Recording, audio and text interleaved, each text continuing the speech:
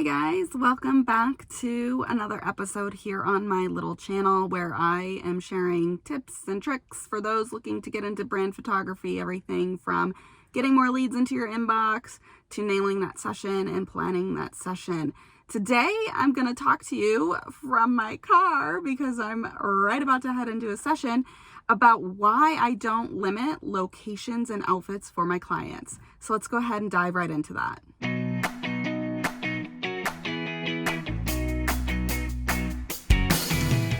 Right, so this comes up a lot about limiting locations and outfits. Do you have a specific number of outfits that you limit your clients to, or number of locations? Now, what I do, and of course, this is just what I do. Everybody is different, but what I do is I don't limit outfits or locations. Like in my packages, I don't say only 2 locations, 2 outfits, unless it's a mini session, but I'm not going to focus on that. I'm going to focus on standard sessions here. So one of the things that I like to do in my packages is just list the location radius of where we can shoot. Because obviously living in a metropolitan area like I do in the Boston area, travel can really be difficult when it comes to traffic, and mainly traffic and parking.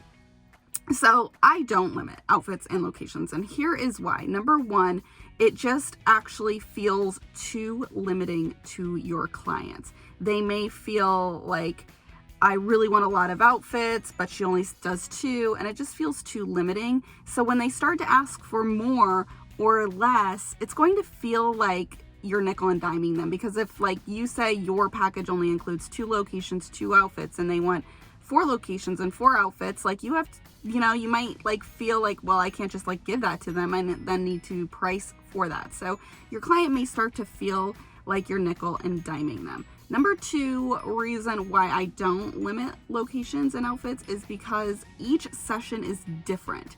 Now, for some clients, we're in one spot, we might be at a studio, and at that point, if we can work in 4 outfits, if it makes sense to try and work in 4 outfits, I'll let them work in 4 outfits. But if they're coming to me and they're only going to book a half-day session and they've got 10 outfits planned, I might reel them back in. And that's the thing is being the expert photographer, that's what they expect from you, to say, you know what, I really want this to be an enjoyable experience. I don't want you to be stressed.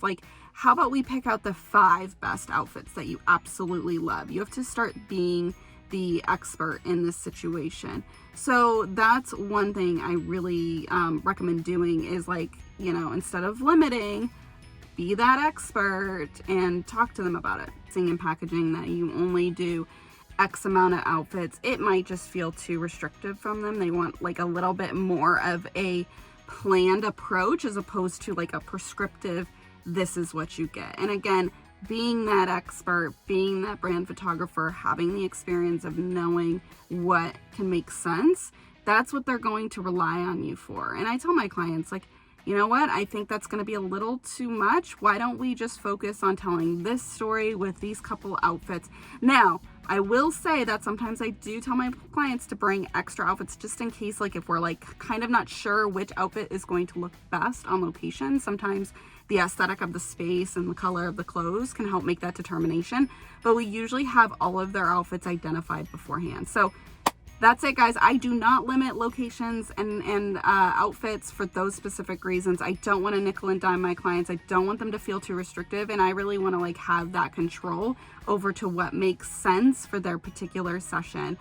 If you are looking to learn more about brand photography, don't forget to grab my 5-step guide. I'm going to link it up in the description. Feel free to follow me over at the Brand Photographer Method on Instagram. Don't forget to comment, and subscribe here.